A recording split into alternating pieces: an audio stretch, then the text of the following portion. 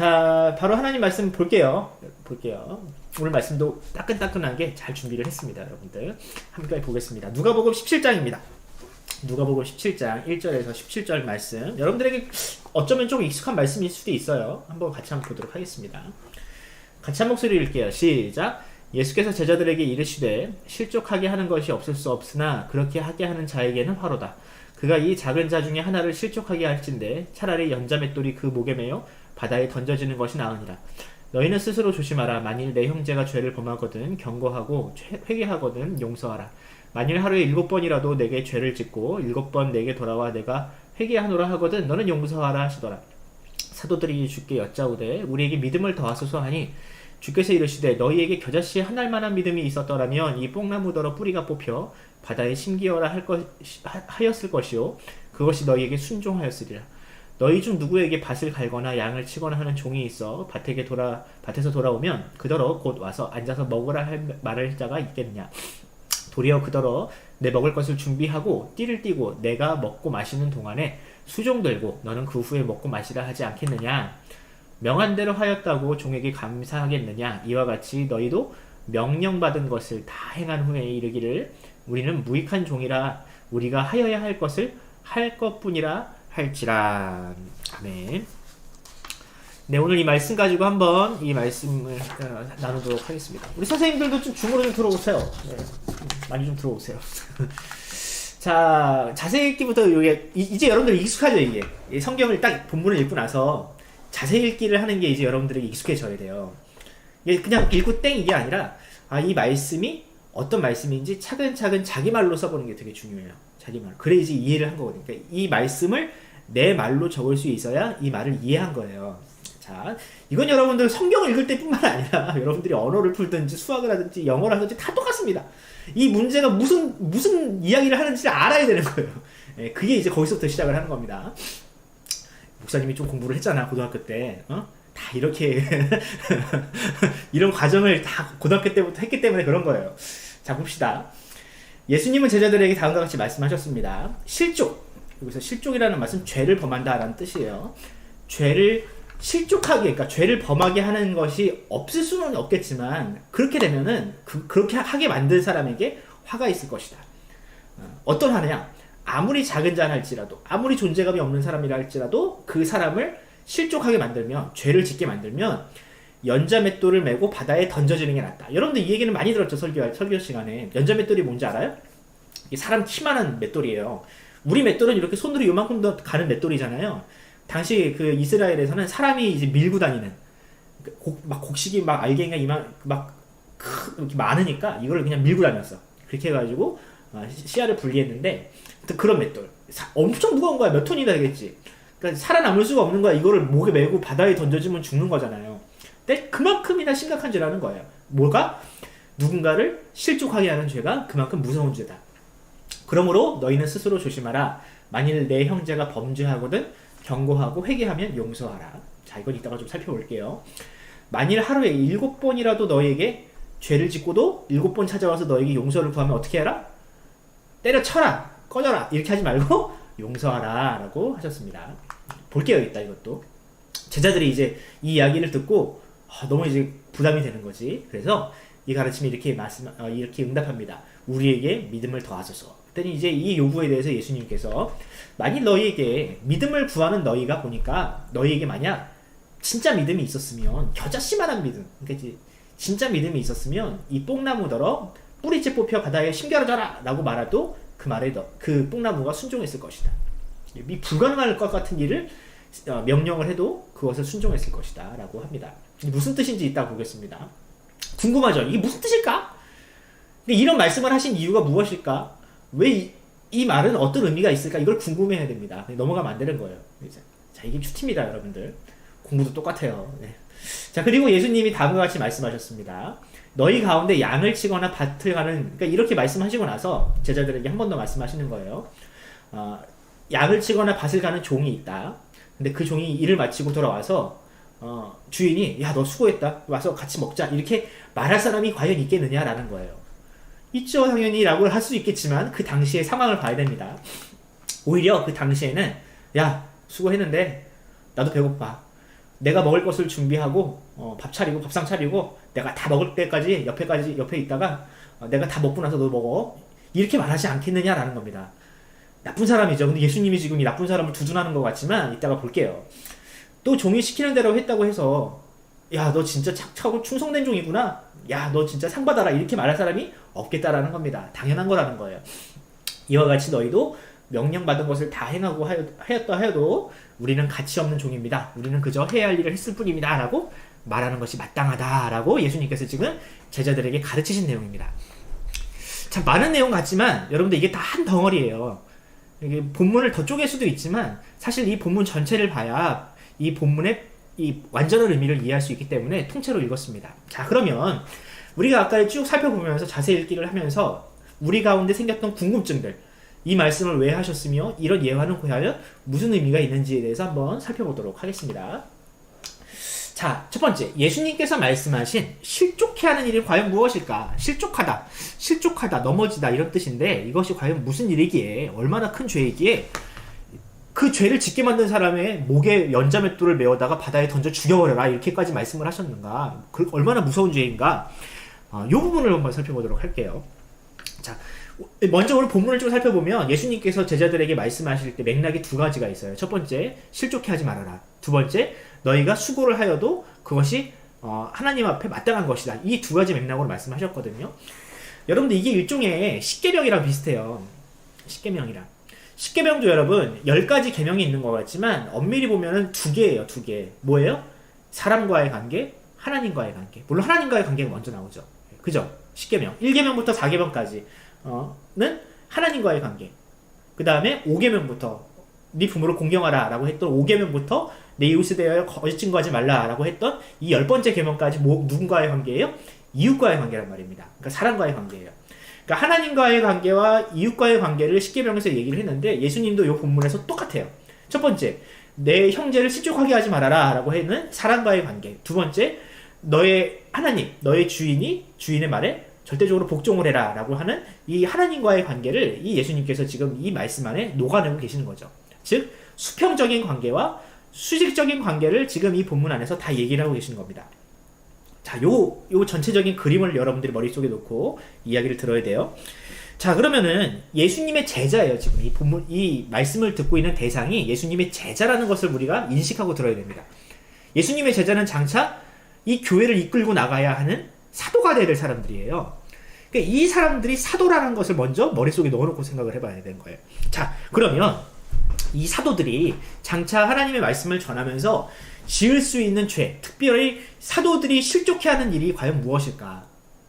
사도들이 누군가를 실족해 할 수 있는 일이 과연 무엇일까를 생각해 봅시다. 뭘까요? 뭐냐면 바로 하나님의 말씀을 왜곡하는 일이에요.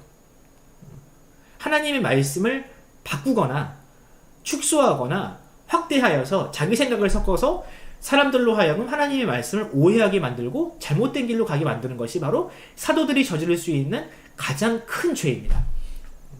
하나님의 말씀을 전하는 사람들이 저지를 수 있는 가장 큰 죄가 뭐다? 하나님의 말씀을 왜곡하는 것. 그러니까 이게 실족하게 한다는 거예요. 그러면 이것이 얼마나 큰 죄이길래 예수님께서 그렇게 경고하셨을까? 여러분 생각해 봅시다. 만약에 오늘 제가 목사님이 여러분들 하나님 살아계신지 모르겠네. 난 잘 모르겠다. 예수님이 십자가에서 부활하셨는지 잘 모르겠어요. 그게 과학적인가? 난 아니라고 생각해. 이렇게 얘기를 한다면 여러분들 이렇게 얘기를 한다면 저는 목사의 자격이 있습니까? 없습니까? 저는 없죠. 예. 마치 그런 거라는 거예요. 극단적인 예를 들었지만 그런 거라는 거예요. 사도들, 하나님의 말씀을 전하는 사람들이 예수님에 대해서, 하나님에 대해서 자기 마음대로 얘기를 하거나 자기가 배우지도 않은, 하나님께서 그렇게 전하라고 알려주시지도 않은 그런 내용을 가지고 마치 사실인 것 마냥 교리를 곡해하거나 자기 생각대로 이렇게 설교를 하면 그 설교를 듣고 저게 맞나 보다. 저 말씀이 진짜인가 보다 생각을 해가지고 하나님을 오해하고 사람을 마치 자기 수종 부리듯이 하고 내가 말이야 나 대단한 사람이고 나는 하나님 꼼짝마 이렇게 얘기하는 사람 있잖아요. 네. 그러면 어떻게 된다는 거예요? 그런 사람, 그렇게 하나님을 왜곡해하고 하나님의 말씀을 왜곡하는 사람은 어떻게 된다? 연자맷돌을 메고 차라리 죽는 게 낫다는 거예요. 그만큼 심각한 죄를 저지른다라는 거예요. 이 시대에 너무 많아, 그런 사람들이. 이 시대가 그렇게 하나님의 말씀을 왜곡해서 연자맷돌에 매여가지고 죽을 사람들이 너무 많아. 제가 누구라고 구체적으로 얘기하진 않겠습니다. 네.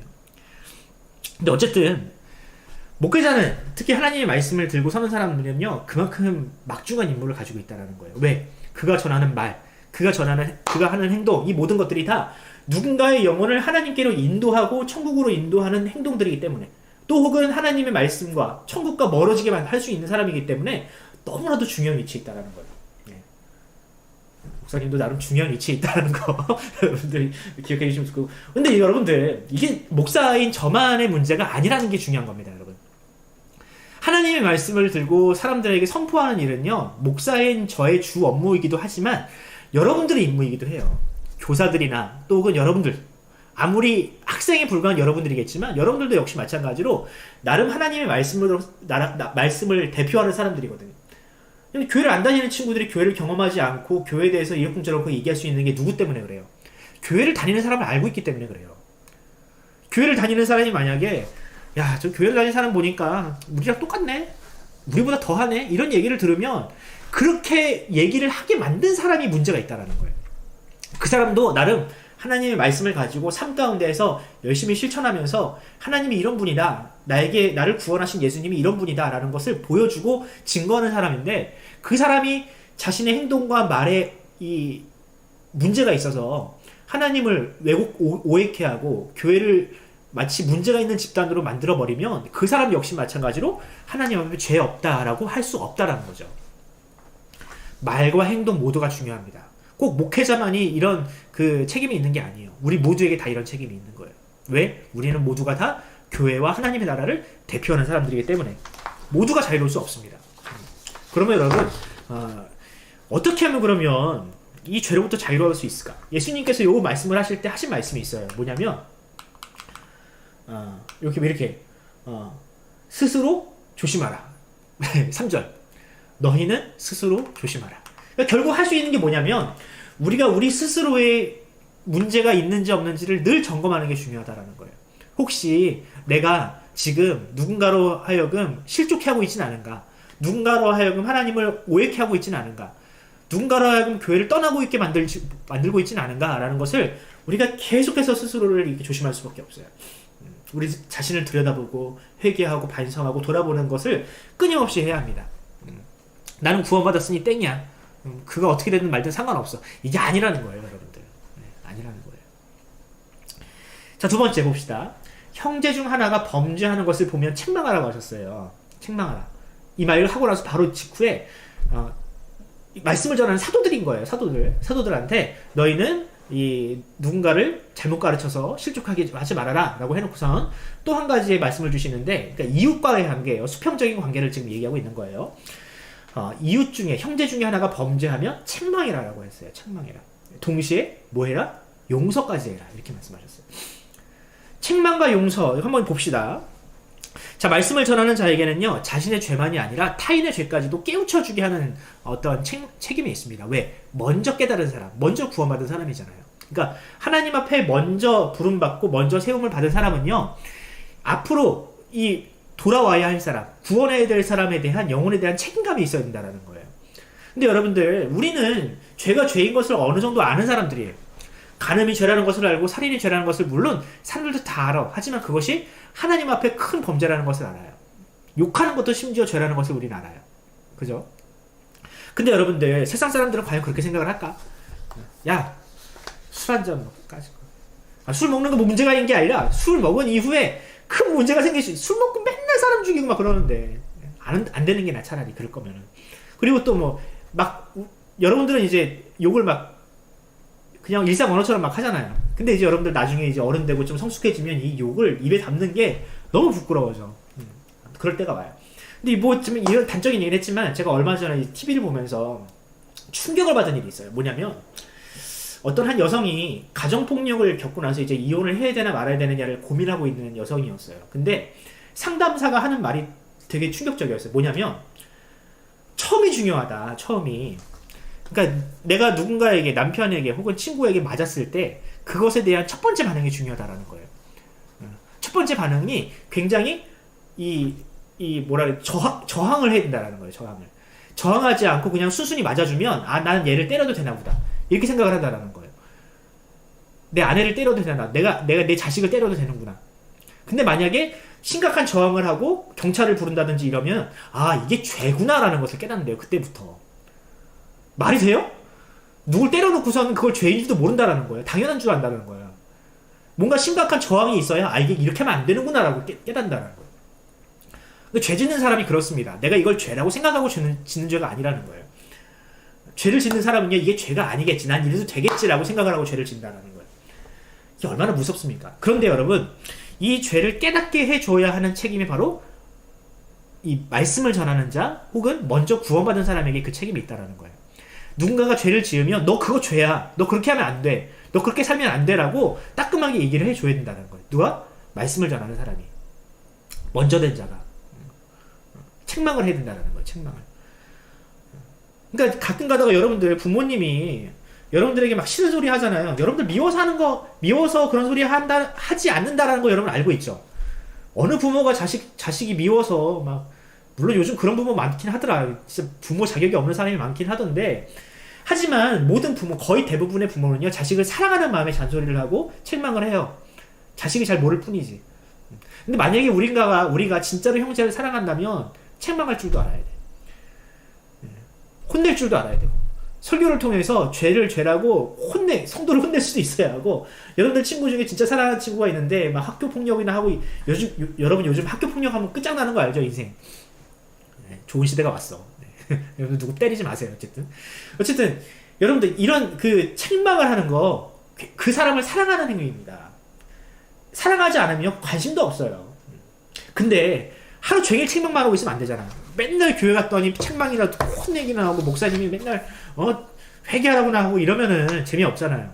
그래서 예수님께서 한 가지 더 이웃사랑, 형제사랑, 수평적인 관계에서 해야 할 이 사도들, 이 목회자들, 또 모든 성도들에게 해야 될 하나의 더 규칙을 주셨어요. 뭐냐면 그게 용서하라는 거예요. 용서. 책망을 할 거 아니에요. 그럼 책망에 대한 반응이 뭐예요? 네가 뭐라고 나를 책망해 하면 그 사람은 이제 가망성이 없는 거고, 책망을 듣고 회개하는 사람이 있을 수 있잖아요. 아, 내가 죄인이구나. 아, 내가 몰랐는데 내가 이런 죄를 짓고 살았구나. 회개한다면 그 사람은 어떻게 해야 된다? 용서해야 된다. 아무리 큰 죄를 저질렀어도 그 사람이 진짜로 회개했다면 공동체는 그 사람을 용서할 줄 알아야 된다는 거예요. 근데 여러분, 착각하지 마세요. 모든 죄에 대해서 이렇게 회개가 용납된 건 아니에요. 물론 모든 죄지. 근데 모든 상황에 대해서 회개가 용납되는 건 아니에요. 여기서 보면은, 자, 이런 상황을 예수님께서 얘기하세요. 누가 7번 죄를 짓고 7번 회개를 한다면 그를 용서해야 한다. 이렇게 얘기를 하세요. 자, 여기서 7번이 중요합니다. 여기서 7번이라는 것이요, 7번 죄를 지었다는 게 아니라요, 완전수예요, 완전수. 그러니까 그가 완전한 죄인이라 할지라도 그가 완전한 회개를 했다면 그는 용서를 받아야 한다. 왜? 그가 회개했다는 증거는, 회개했다라는 것은 그가 하나님으로부터 용서를 받았다는 사인이기 때문에 그렇다는 거예요. 여러분들, 회개는 아무나 하는 게 아닙니다. 자신의 죄를 깨닫고요, 그 죄를 뉘우치는 사람은요, 그 마음이 그 사람에게 나온 게 아니에요. 누가 주시는 마음이에요? 하나님께서 주시는 마음이라는 거예요. 누군가가 구원을 받았다라는 가장 확실한 증거는 뭐냐면 회개예요, 회개. 그러니까 하나님께서 그를 용서하셨다는 사인이 뭐냐면 회개라는 거예요. 그렇기 때문에 하나님이 용서한 그 죄인을 사람도 용서할 줄 알아야 된다. 근데 이 회개가 어떤 회개? 완전한 회개여야 한다는 거예요. 7번째 회개. 완전한 회개. 그 완전한 회개를 어떤 기준으로 할 것이냐? 사람한테도 용서를 하고, 철저히 그 죄로부터 돌아서고, 다시는 지난 날을 철저히 반성을 하고, 다시는 그렇게 살지 않겠다는 완전한 각오를 해야 그 사람이 용서를 받을 수 있다. 공동체로부터. 그런 걸 전제로 한 거예요. 근데 여러분, 7번째 회개하는 것이 가능한가? 죄를 짓고 계속해서 왔다 갔다 하는 것이 가능한가? 여러분이 그게 사람인 걸 어떻게 합니까?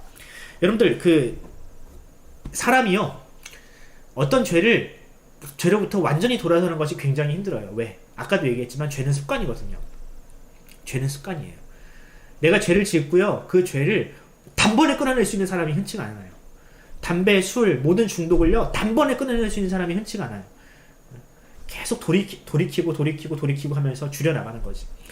하지만 그리스도의 공동체는 그런 불완전한 회개일지라도 그 사람을 기다려주고 또 그가 완전한 회개를 했을 때 그 사람을 용서할 줄 아는 그런 공동체가 되어야 한다. 이것이 너희가 할 일이다. 이것이 교회가 할 일이다. 이것이 수평적인 관계의 그리스도인들이 수평적인 관계인 형제사랑을 실천하는 방법이다라고 예수님께서 말씀하셨습니다. 자, 이제 이 부분이 이제 좀 이해가 되시죠? 자, 그러면 이제 넘어가 보겠습니다. 이 말씀을 하고 나서 예수님에게 제자들이 한 말이 있어요. 뭐냐면 우리에게 뭘 더하소서?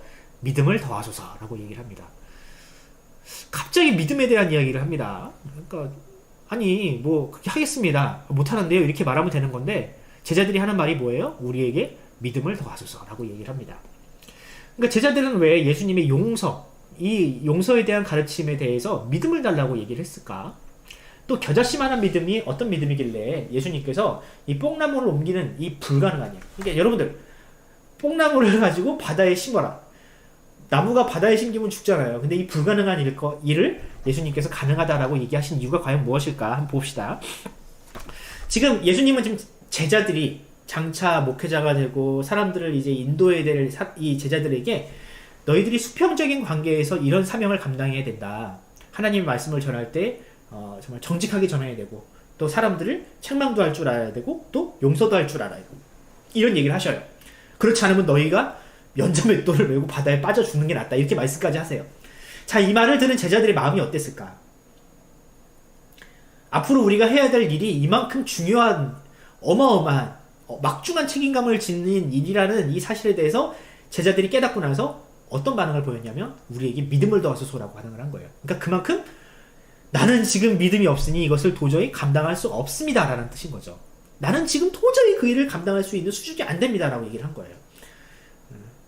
가끔가다도 저도 우리 그 장년들, 우리 어른들이랑 사역을 하다 보면 이런 말을 많이 들어요. 아, 집사님, 권사님 이것 좀 해주세요. 아, 제가 믿음이 없어서. 아, 제가 믿음이 약해서. 아, 아직 때가 안 돼서. 이런 말을 제가 되게 많이 들어요. 근데 예수님도 그런 얘기를 수도 없이 들었다라는 거죠. 자, 왜 그런 얘기를 했는지 한번 살펴봅시다. 제자들은요, 지금 자신들이 감당해야 될 일에 대해서 너무나도 힘겨워서 너무나도 막중한 책임감에 두려워서 믿음을 더해달라고 얘기를 했어요. 자, 그런데 더하다라는 말을 한번 생각해 봅시다. 더한다라는 것은요, 지금 자신들의 믿음이 있어요, 없어요? 이미 있긴 있어요. 하지만 부족한 것 같은 거야.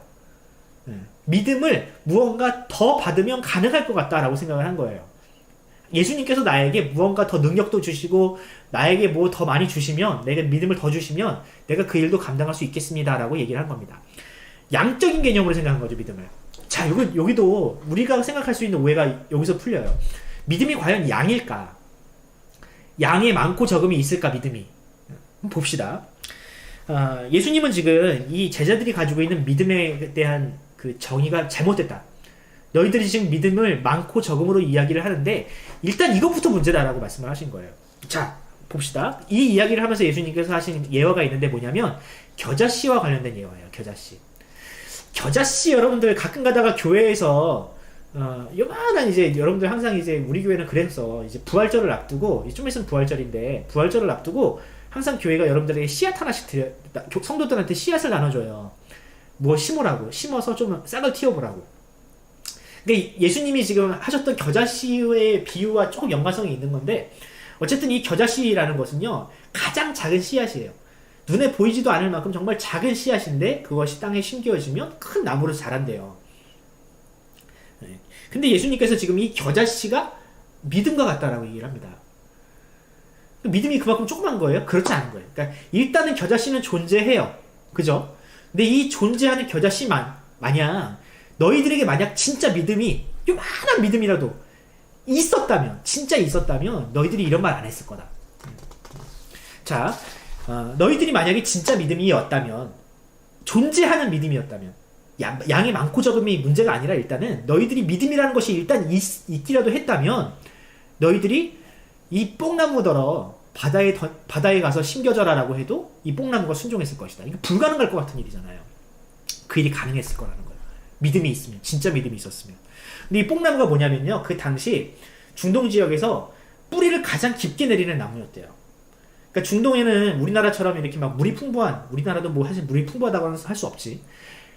물이 풍부한 국가가 아니잖아요. 그러니까 이 나무들이 살기 위해서 저 그 깊은 땅속까지 물을 찾아서 뿌리를 내린대요. 그 당시 중동에. 근데 그 중에서 가장 깊이 뿌리를 내린 나무가 이 뽕나무였대요. 이걸 뽑기가 쉬워요, 어려워요? 여러분, 뿌리를 깊게 내린 나무를 뽑는 게 쉬워요, 어려워요? 못해요. 사람 힘으로 못해요. 그런데 너희들에게 진짜 믿음이 있었으면 이걸 뽑아다가, 이 뽑는 것 자체도 불가능한 일이에요. 이걸 뽑아다가 바다에 심었어도 심겨졌을 것이다.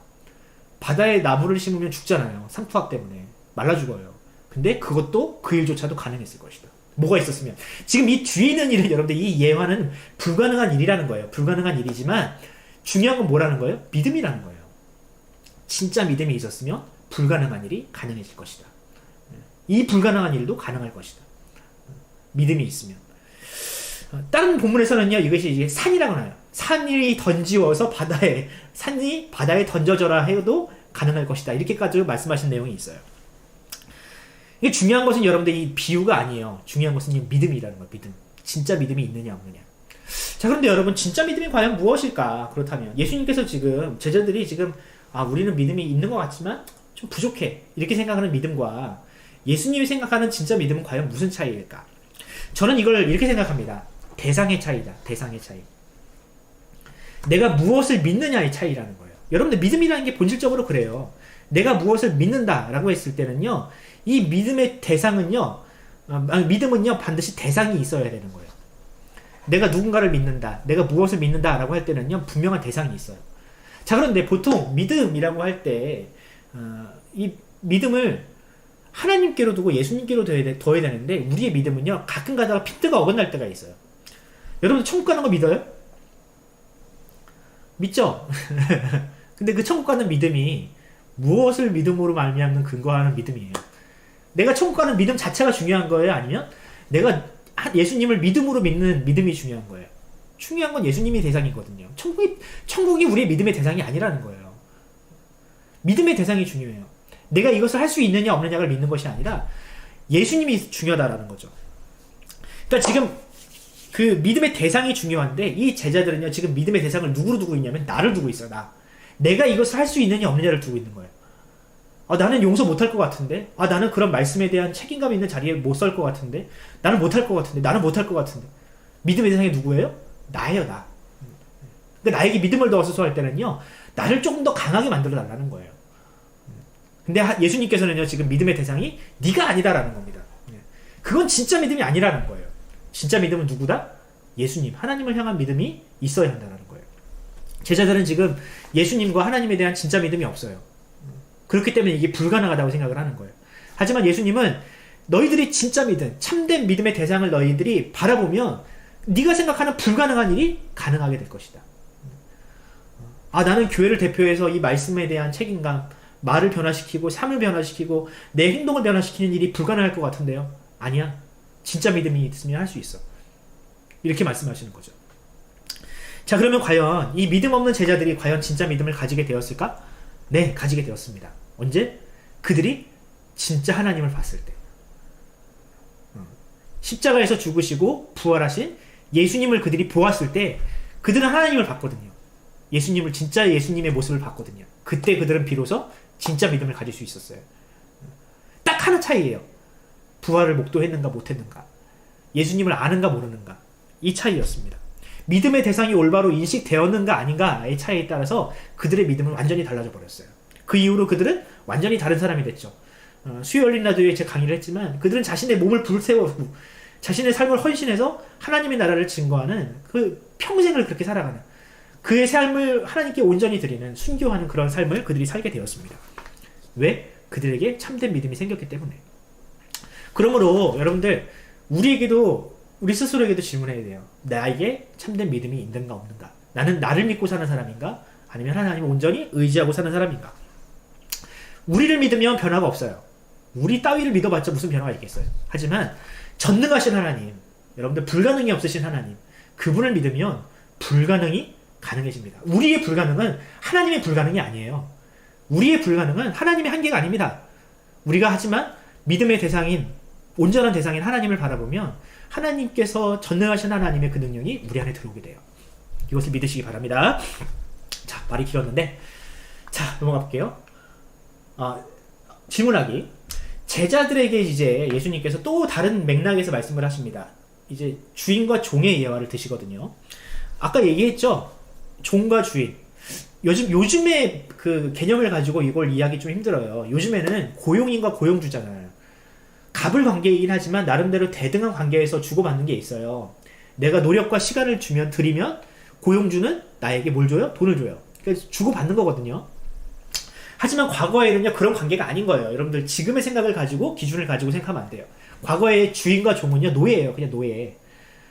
생사 여탈권을 가지고 있고 하라면 해야 되는 거예요. 아무리 불합리할 일도요, 그 당시에는요, 하라면 해야 되는 거예요.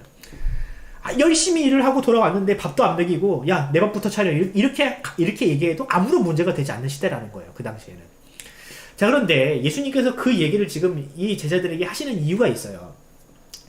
제자들이 지금 굉장히 막중한 임무를 예수님에게 받고 나서 굉장히 두려워하거든요. 굉장히 무서워하고 있어요. 내가 이 일을 할 수 있을까? 나는 이 일에 과연 합당한 사람인가?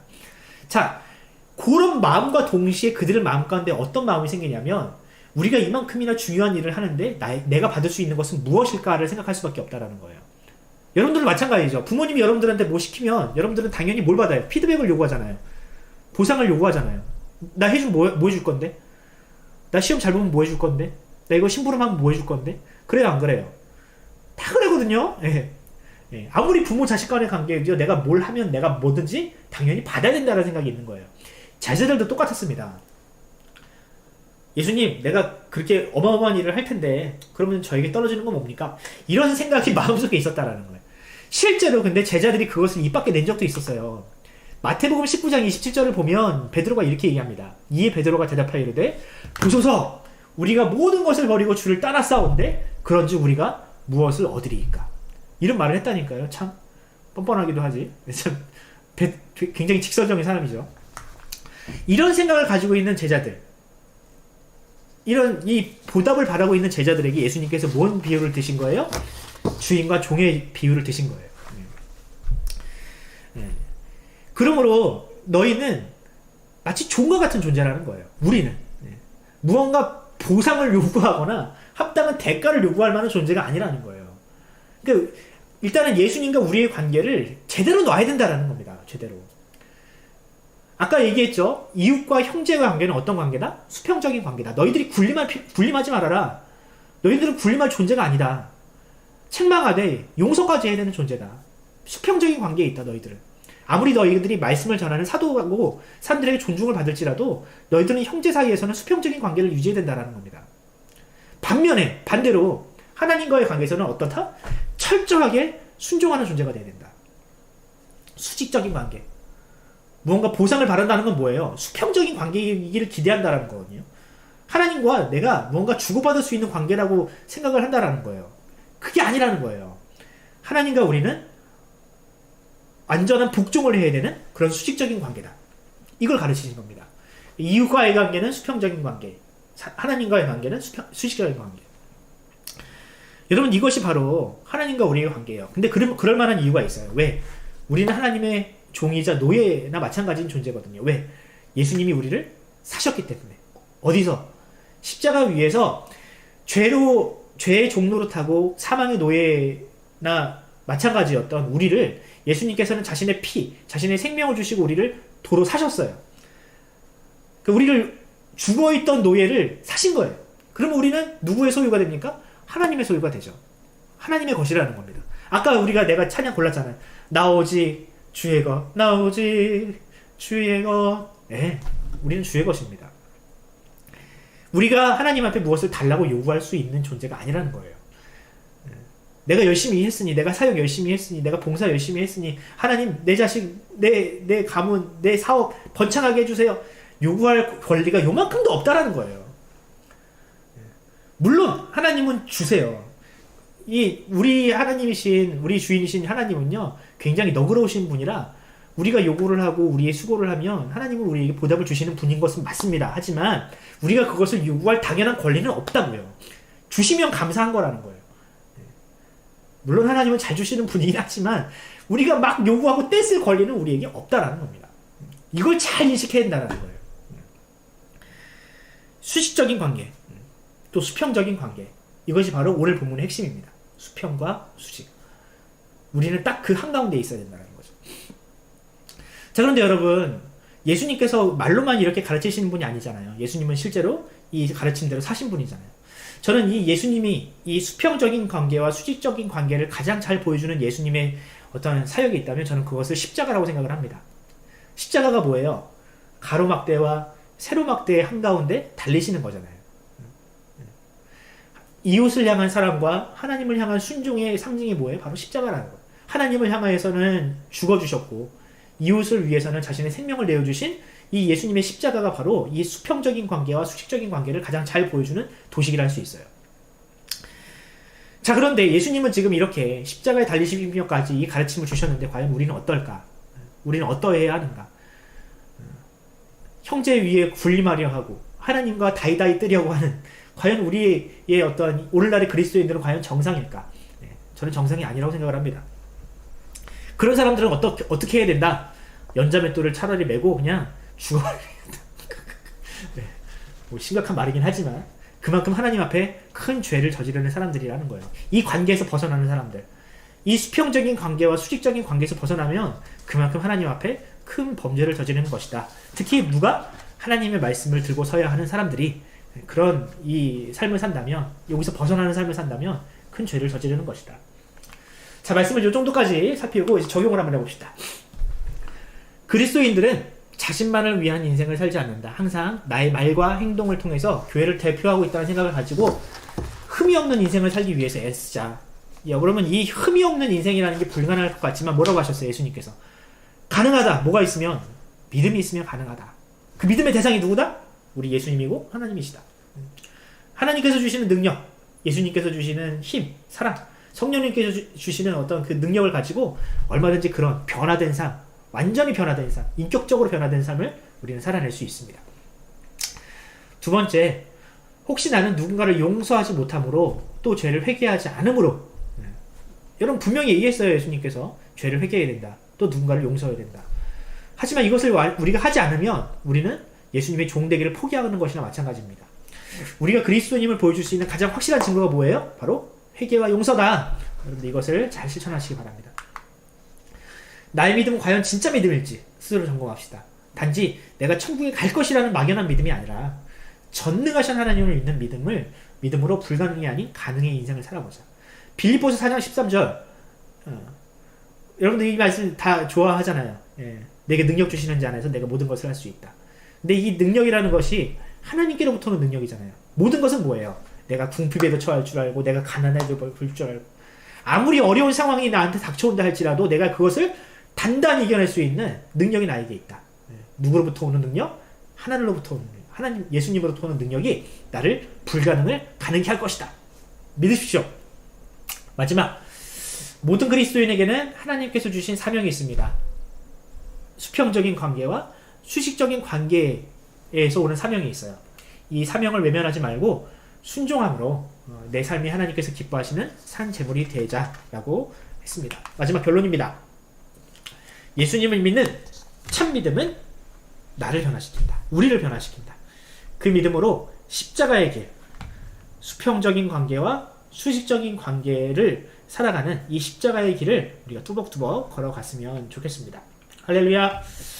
아멘. 자, 오늘 말씀이 좀 길었지만 여러분들에게 분명히 의미가 있다고 생각을 합니다. 찬양을 고민을 하다가 이 찬양을 한번 선곡을 해봤어요. 여러분들 잘 아는 찬양이고 모를래나 고민스러웠는데 그래도 찬송가거든요. 그래도 여러분들 이 찬양 알 거라 생각을 하고 가사를 생각하면서 한번 이 찬양 한번 불러보도록 하겠습니다. 다 부르기는 힘들고요.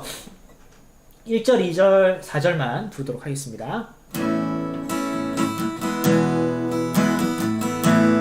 갈보리산 위에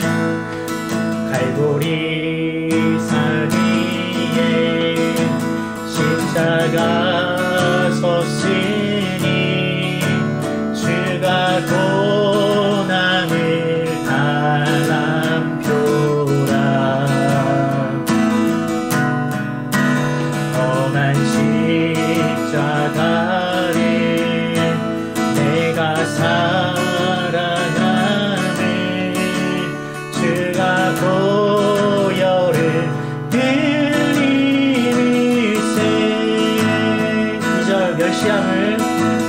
멸시함을 받은 주의 십자가에 나의 마음이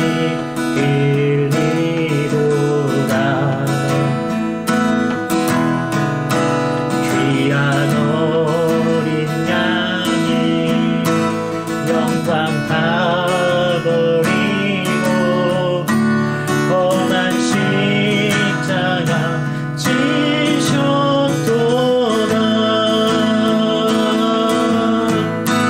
죄 없은 이를 얻기까지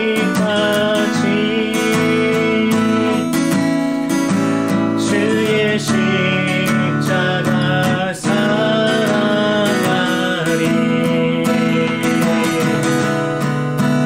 빛난 멸류관 닿기까지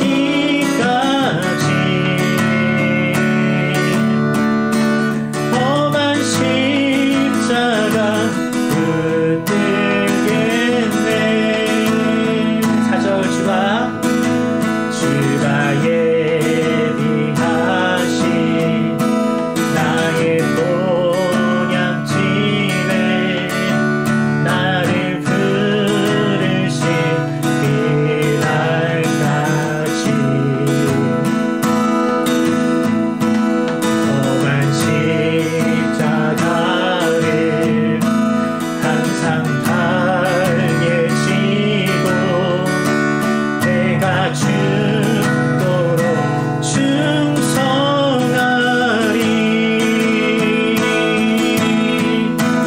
죄 없은 이를 얻기까지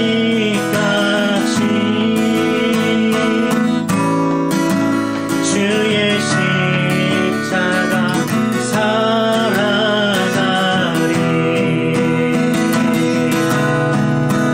빛난 멸류관 닿기까지 험한 십자가 붙들겠네.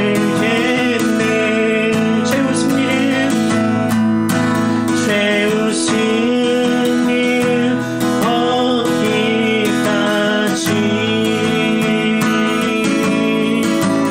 주의 십자가 사랑하리.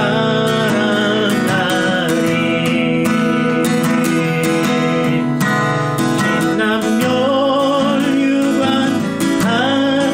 닿기까지 험한 십자가 붙들겠네.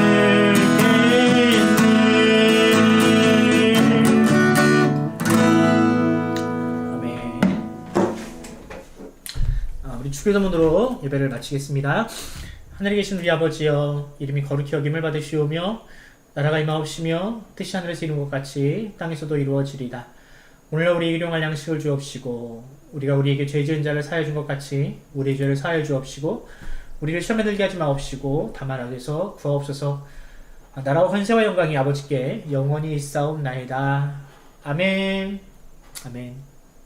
여러분들 이 말씀 가지고 오늘 하루 또 여러분들의 인생, 계약, 학창생활 승리하시기 바랍니다. 우리 서로 인사하고 나갈게요. 댓글로도 인사하고 우리 선생님들과도 인사하겠습니다. 안녕히 계세요, 여러분들. 화이팅! 네.